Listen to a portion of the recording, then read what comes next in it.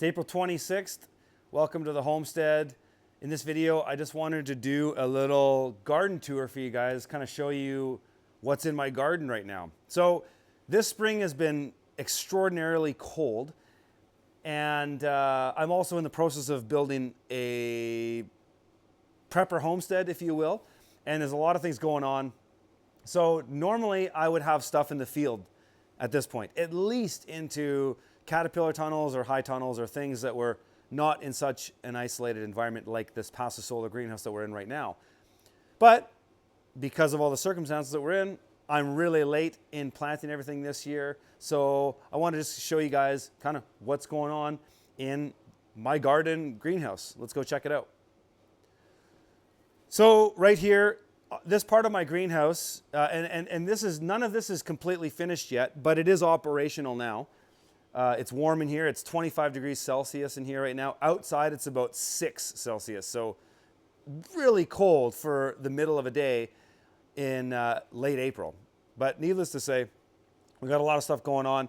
Up in the nursery portion of this greenhouse, I've got lots of onions. My tomatoes have been potted up once already. These were started in mid-March, and I'm hoping that I can keep them going in this greenhouse for at least another couple weeks because I have nowhere to put them outside yet, and I'm only putting a certain amount in this greenhouse. These are going to go into another high tunnel that I've talked about in previous videos.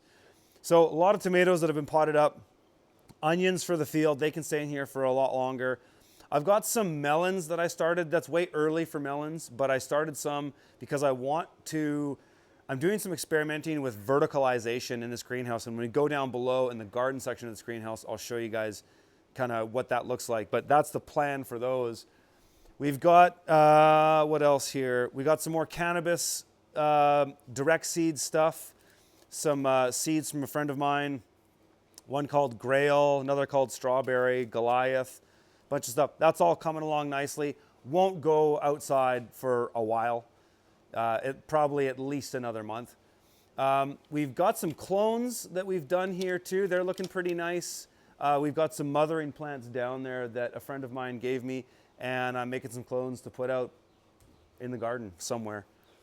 We got some microgreens going, some pea shoots, a bunch of flowers, pollinator, edible flowers, herbs and stuff that my wife has started. And yeah, got some asparagus coming along that's actually just starting to germinate. I thought that this one was not going to happen, but it's actually germinating, so that's cool. So let's go down to the bottom and I'll show you a whole bunch of other stuff that I've got recently.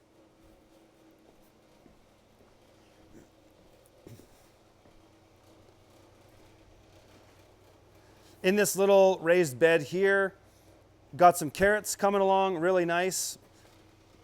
This is new soil too, soil that I've basically screened off my property. So I have a lot of weeding work to do coming ahead, but if I stay on top of it, then it shouldn't get to be a big deal. Some tomatoes doing very well in there. Those will all get strung up. You can see I've got them. This is what's going to be replicated all over this greenhouse, but we've got these collar ties above the greenhouse which connect the main building to the rafter. And on those, I'm hanging purlins and then hanging things down with twine so I can grow everything as much as I possibly can, as high as I possibly can. The really neat thing about having such a tall roof, this is 28 feet tall. To the top of this point from where I stand right now is 28 feet tall. I don't think I'm going to get stuff all the way up there because it'd be a little bit hard to maintain, but I am going to get it as high as I can, at least to these first group of collar ties, which is probably 16 feet above where I'm standing right now. So we've got a bunch of perennial stuff that I purchased from a local nursery that is going to be some of the first things that go out into the field. And the nice thing about some of these plants is they're going to go into this area that I've been mowing a lot of brush down, and they're going to go right in the ground. I'm not going to do much. I'm not going to till. I'm not going to prepare the ground at all. This stuff's going to get pretty much planted into the native ground that's out there. We've just used my BCS flail mower to just take down a lot of the big shrubs so I can make some more space. But a lot of these things are going to go in there. We've got some currants, a rosemary plant. These grapes are all going to go in here, or half of them are going to go in here. Some of them will go outside. I've got a lot more stuff to get too, but this is just my first batch. Some new thornless blackberry varieties. I have some that I've propagated myself, but this is a new variety I'm trying. And I've got a bunch of Hascaps in here as well. Got a rhubarb plant, because you really only ever need one rhubarb plant if you're homesteading. Down here, I've got some more raspberries, some different everbearing raspberries, just different varieties that are new to me than what I've done in the past. And over here, we've got the beginnings of the first portion of the orchard on the homestead here. These are Aurora and Golden, what are they, Gala and Aurora Gala, something like that. Up here, got a bunch of cherry trees. We've got Centennial, Sweetheart, and I think they're just Centennial and Sweetheart. So hoping these are going to work. Up here, we are about, it's somewhere between a zone 4 and a zone 5. That's what I don't know exactly what we are, but it's somewhere around there. And then I've got these peach trees, 5 of them, and these peaches are pretty sensitive. I mean, these are, you know, of course, a peach that can grow in a climate like this, but typically at a slightly lower elevation. We're 1,000 meters here, so we're fairly alpine. Not extreme alpine, but we are fairly alpine. So these are probably going to go in one of the high tunnels that I'm going to put on the first terrace of our garden, and they'll be in a row, interplanted with the garden beds, because I'm probably going to need to have a greenhouse on these to get them without getting snipped by frost, especially this spring. None of these would have survived right now being outside in the spring we've had so far, at least not at this tender stage. The apples probably would have been fine. The cherries, if they were blossoming, forget about it. And I've been showing a lot of this stuff in my daily vlogs. If you guys don't know about my daily vlogs, I post almost every day at fromthefield.tv, especially during the growing season and the building season right now, and I've been doing that every day since March. These are a bunch of apple trees that I went and harvested from my cooperative farm in Kelowna. And what the idea is these are just going to be a rootstock. So we think these are a Gala, but they might not end up as a Gala. We don't exactly know. So we've got about 70 of these trees, and these are all going to get planted around the property. Actually, half of these are for a friend of mine who helped me go dig these up. But these are going to go around the property, and then I'm going to be grafting on the apple varieties that I do want on top of this. I'll probably let some of them grow just to see what they end up as, but those are some of the early trees there. And I've also got a bunch of nut trees coming, hazelnuts, chestnuts, and walnuts. I haven't picked those up yet, but I've got a bunch of those trees coming as well. So coming into the garden beds here, they're not all fully planted out yet. This one obviously being used to just house these trees for the moment. This one's not fully planted out, but these two here are. One of these beds is just strawberry, and I'm kind of loosely calling this my strawberry propagation bed. So I love strawberries, my kids love them, and I like to get a big strawberry crop, and I find I can do that relatively easy, even in a first year, because if you use what are called day neutral varieties, which is what these are, is they will just produce consistently. And they're not waiting for fluctuations in the daylight hours. They just will function on sort of a days to maturity basis, similar to an annual vegetable. And so I found over the years, I've been able to continuously propagate these strawberries out. And I've done many videos in the past on strawberries, and I think this many years of doing it, I would say that you can 500% increase your strawberry crop every single year. You can propagate it 5 times just when you get your early runners. So what'll happen here is I'll get early runners that'll come out after these start fruiting. We already got flowers on them. They'll start fruiting, they'll start sending out runners, and those runners will reroot. I can go pull out all those runners and then plant them outside, and those strawberry plants will just continue, and they'll produce in this year.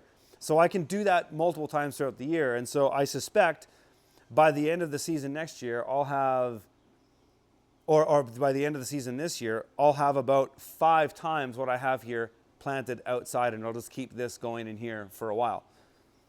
So that's my strawberry bed. I've got a bunch of other just nursery stuff that I've pulled out of my house that I sold in Kelowna. So I've got raspberries. These are all golden raspberries here. I've got some sea buckthorn berries. I've got goji berries. I've got a thornless blackberry. These are just some different everberry and raspberries as well as down there. So all this stuff is going to end out in the food forest and chicken area of my garden. And yeah, just coming along over to this bed. This is a little easier to illustrate on this, but this is sort of what I want to do with verticalization and interplanting in this greenhouse this year. This is a better example than what's in the strawberries because it's kind of hard to see over there. But we have kale spaced as it would be spaced. I mean, it's a little bit wider than you would do on a market garden, but for a home garden, that's a good spacing, about 18 inches apart. And I've got cucumbers interplanted on all the center spaces off the kale. So the idea here is, with the assistance of the purlin that's about 16 feet above me, connected to the collar tie of the rafter on the greenhouse, I'll be able to drop down twine and just grow these cucumbers up. And technically, you know, according to my theory, I've never done this interplant in particular, they shouldn't interfere with each other whatsoever. This is a low canopy crop. It'll stay within this area. And these cucumbers, if I train them up these strings, will just continue up, and then they'll grow and they'll start, as soon as I get them to the collar ties, they'll just guide their own way, and I'll have cucumbers hanging all over here, which will be really cool.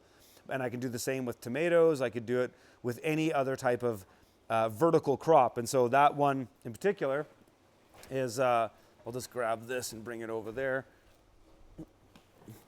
is at the end of these beds, I'm going to be putting grapes. And so this is my south side. And so some people might say, well, why would you want to plant that on the south side of your garden? That doesn't make any sense, especially if it's going to grow up and create foliage. But that's actually the exact point. So these grapes they'll start on this piece of rebar, and then they'll connect to another piece of twine that will, just like the cucumber example, will follow its way along the rafters. And a grape is actually a fantastic greenhouse crop, especially if you live in Canada, because for us in Canada, or in the, well, like all of Canada's cold, really, I was going to say the colder regions, but anywhere really, we have a shorter growing season. And if you do a grape in a greenhouse, you'll get grapes at least a month to 2 months before you would have them outside. In my case, up in this climate now, I probably get them 2 months before I would in the field. So the advantage of that there is obvious. I get to eat grapes for a longer season. But what happens is that the foliage of the grape really fills out by July, which is the time that I don't want to have a lot of heat in the greenhouse. I want to cool it down. And so by this filling out, it will create shade in here, which will make it cooler. But then as we go back into the shoulder season, a grape is perennial. It'll die back, it'll drop its leaves, and all that light will come through, so I won't have any interference in my sunlight in the winter months. All right, folks, so I'll leave it there for this one. If you like these videos, I vlog daily at FromTheField.tv. Head over and check that out. You can sign up for 7 days free with no commitment. If you're not happy after 7 days, cancel. It'll cost you nothing. We're also running our lifetime membership program. Again, we only offer this a few times a year, and it's around that time again. If you want to become a member of From the Field for life, you can do a one-time fee and become a member for life. If you're a founding member already, or you're already in From the Field, the price will vary depending on if you are a founding member or not, or if you're new. But it's a steal of a deal. We have so much content in there now. There's thousands of videos. There's other content creators. I'm vlogging in there daily. There's a lot of big things coming. We actually launched our first featured documentary called 365. That's live right now up there. Go check it out. You might like what you see. If you like this video here on YouTube, subscribe to the channel, hit the like button, share it with your friends, and I'll see you in the next one.